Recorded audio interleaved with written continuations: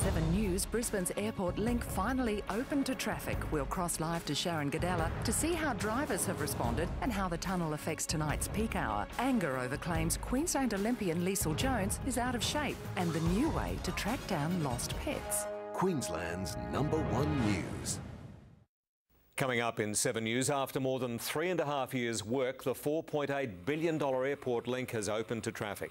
While the journey is quick, its popularity is still unknown. Despite being free for the next 3 months, traffic volumes today have only been light. The Brunswick Street Mall in the Valley could be reopened to cars in an attempt to revitalise the heart of the entertainment precinct.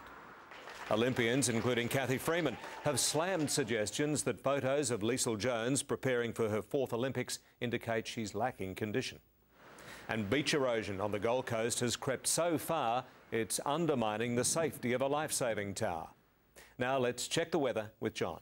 Well, we've had another great start to the day. It was 11 degrees in the city this morning, then just a few very brief light showers in the afternoon. Tomorrow it'll be mostly fine again, 11 to 22, then a shower or two for Friday.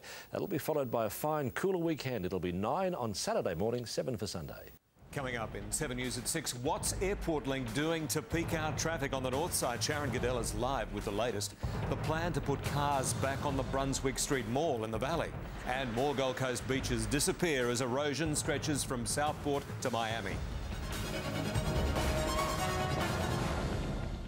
Next in 7 News, we'll have the latest on day 1 of the Airport Link. I'll report live on how the tunnel coped with this afternoon's peak hour. Would putting cars back in the Brunswick Street Mall clean up the heart of the valley? A whale of a day in Morton Bay as this humpback stopped by for a visit. The new technology helping reunite lost pets with their owners. And big seas strip every Gold Coast beach from Southport to Miami. In sport, the Broncos fight to beat Ben Teo's suspension, and Eamon Sullivan tells of his Olympic torture. Temperatures have been close to average for most of the week, but there's some colder mornings on the way. Details tonight on 7. Tonight, drivers embrace Brisbane's multi-billion-dollar airport link tunnel. A gold medal hero lashes out over claims Queensland Olympian Liesl Jones is out of shape. Calls to reopen the Valley's Brunswick Mall to traffic. And severe beach erosion now stretching from Southport to Miami. This is 7 News with Rod Young and Kay McGrath. Good evening. Brisbane's newest road is being put to the test with its first afternoon peak hour. The airport link tunnel opened overnight and there's been a steady stream of drivers since. Sharon Gadella is at the Bowen Hills entrance. And Sharon, how's this afternoon's journey home looking? Kay, thousands of workers have passed through here on their way out of the city. So far, everything seems to be running smoothly. There are no delays getting into or out of the tunnel. Some had expected a traffic crush because, of course, the airport link is toll-free for now, but that hasn't happened. The airport link tunnel has divided residents and businesses along the route. While property values are tipped to rise in some suburbs, locals say they've paid a high price for progress. Desley and Harvey Curell's daily cuppa was harder to swallow this morning. And Kay, something else we noticed today, plenty of cars driving through Airport Link were also using the Clem 7 tunnel. So it'll be interesting to see if the new road helps boost traffic figures on the first failed tunnel. I'm sure many people are hoping so. Thank you, Sharon. Sharon Gadella reporting. Queensland will not take part in the federal government's National Disability Insurance Scheme. At today's COAG meeting in Canberra, Julia Gillard struck a deal with Tasmania, South Australia and the ACT. Campbell Newman says the state spends $900 million annually on disability services, but couldn't afford to be part of the Prime Minister's plan. Should we put more in? You betcha. Do we want to put more in? You betcha. Can we put more in right now? No, I'm afraid we can't. Mr Newman says it will be at least 2014 before the government can reconsider its decision on the NDIS. Olympic legend Cathy Freeman has called for a tax on our female athletes to stop just 3 days before the London Games begin. Photos have been published of Liesl Jones as reports emerge that swim coaches are frustrated she's out of shape. A special effects technician about to work on a Hollywood blockbuster has lost everything he owns in a house fire at Norman Park. 5 friends were asleep when flames took hold of the 2-storey Queenslander on Wynnum Road at 5 a.m. The Lord Mayor is considering a plan to open Fortitude Valley's Brunswick Mall to traffic. Graham Quirk says the area is in desperate need of a makeover. The proposal has divided business owners. From humble beginnings in the early 90s, Brunswick Mall quickly became the Valley's party precinct. It's more than just about the Saturday night, Friday night nightclubbing scene. The Valley has a much bigger future. A future in which the mall would be reopened to vehicles. Pounding surf has continued to cause severe erosion along parts of the Gold Coast. For more, we cross to Amanda Abate live in our bureau in Surfers Paradise. Amanda, beaches were closed again today. That's right, many were, Rod, and for the 3rd straight day. At high tide, there was simply no beach between Southport and Miami. A week of big swell has left sand cliffs more than 5 metres high along parts of the coast. At Nobby Beach, the lifeguard tower had to be pushed back. There's still less than a metre separating it from the sea. Locals say the erosion there is the worst they've ever seen. Offshore waves peaked at about 3.5 metres. Conditions eased today and the swell will continue to drop tonight. Council crews hope to reprofile those dunes tomorrow so the beaches will be safe to reopen, Rod. Thanks, Amanda. Amanda Abate joining us live from Surfers Paradise.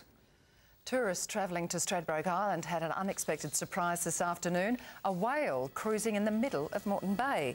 It was spotted just south of Peel Island around 4 o'clock by one of the ferry skippers. When the 7 News helicopter left the mammal, it was cruising south towards Coochie-Mudlow and the southern end of the bay. In 7 News, the Premier criticises payment for an interview about triple murderer Max Seeker. The device that makes it easier to find lost pets. And a direct hit for an Australian submarine crew. Back with 7 News, and in breaking news, the Australian Federal Police have raided the house of federal Liberal MP Ross Vasta. A spokesperson says the Brisbane-based politician was interviewed and cooperative in relation to an ongoing investigation. The state government will look into a deal in which Channel 9 is believed to have paid a sum of up to $50,000 for an interview with the wife of convicted murderer Max Seeker.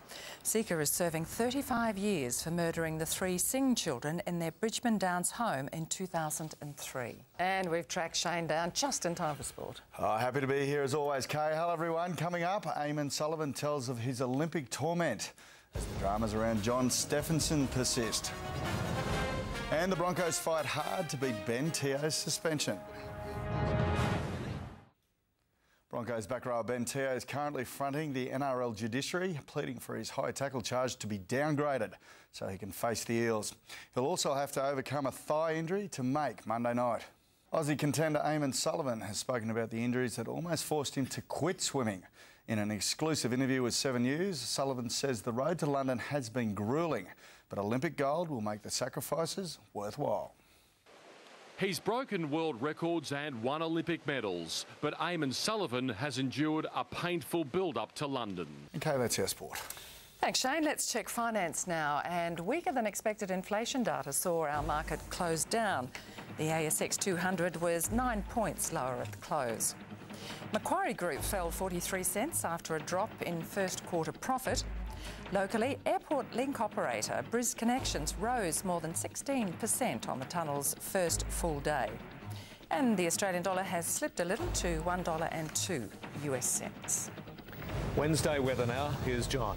Well, our morning temperatures this week have been close to the average mark, but that's about to change with some colder conditions on the way. The details are coming up next.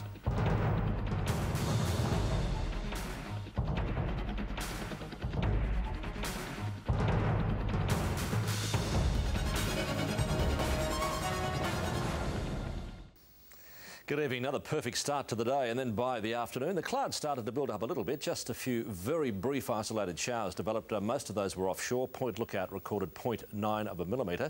It'll be a very similar day tomorrow. Then we've got a shower or two for Friday, but that'll be followed by a fine, cooler weekend. It's 15 degrees in Brisbane at the moment. Humidity sitting on 73%. Stanthorpe and Oakey, they were the coldest spots this morning. They went down to 0 degrees. Back on the coast it was warmer, obviously. 13 to 20 for the Gold Coast. Logan 8 to 21, 3 to 22 for for Ipswich.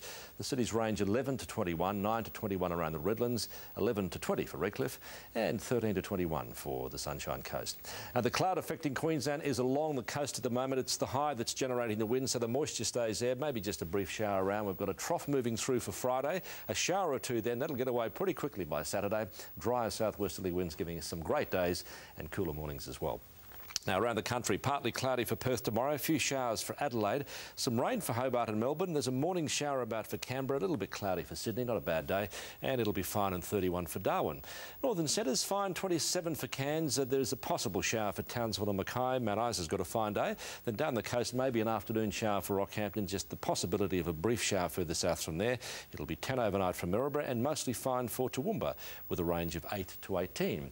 Now, Morton Bay, the winds will be southwest to southeast at 5 to 10 knots. They'll tend northwest to northeast at 5 to 10 knots as you go into the afternoon, then north to northwest at 10 to 15 knots by tomorrow evening. The highest seas will be 0.7 of a metre, offshore around 1 metre.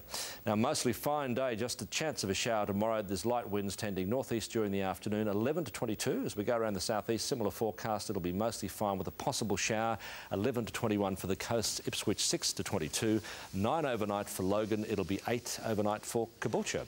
Further ahead, partly cloudy, just a shower or two about for Friday, staying mild, 12 to 22, then fine and sunny from Saturday with those cooler mornings. It'll be 9 Saturday, 7 Sunday and 8 degrees Monday, so winter back for the weekend. Yep, looks good. Thanks, John. Before we go, remember, if there's a story you'd like to see covered, visit yahoo7.com.au/Queensland and just click on the news tips section. And now on Today Tonight, the little-known law turning good Queensland parents into criminals. From all the team, good night. Good night.